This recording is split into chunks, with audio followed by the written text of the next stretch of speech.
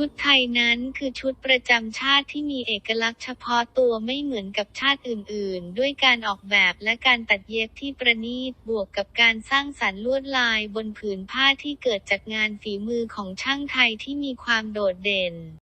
Thai dress is a national costume that has a unique identity unlike other nations. With exquisite design and tailoring plus the creation of patterns on the fabric by the craftsmanship of outstanding Thai craftsmen,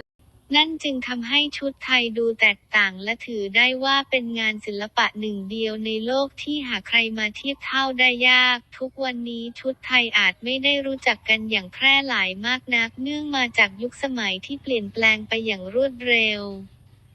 ผู้คนส่วนใหญ่ต่างชื่นชมและหลงใหลอยู่ในวัฒนธรรมต่างชาติทำให้รสนิยมการแต่งกายเริ่มเปลี่ยนแปลงไปสู่ความศิวิไลซ์มากขึ้น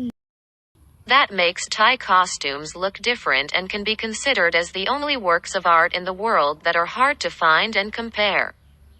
Today, Thai costumes may not be widely known. Due to the rapidly changing era, most people are fascinated by foreign cultures. Making the taste of the dress began to change to more civilized.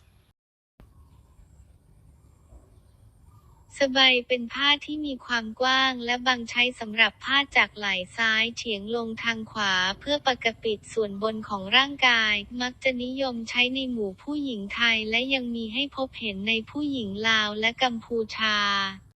Sabai it is a wide and thin fabric, used to go from the left shoulder diagonally down to the right to cover the upper part of the body.Often used among Thai women and is also seen in Lao and Cambodian women.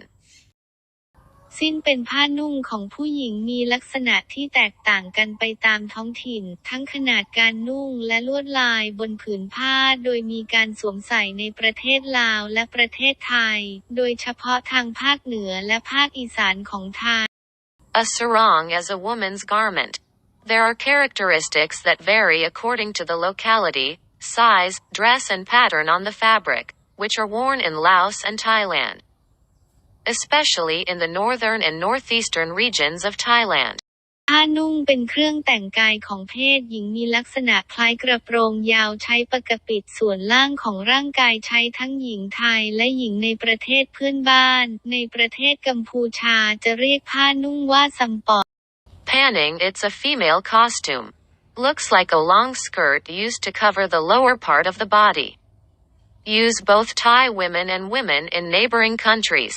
In Cambodia we'll call the dress that sampot.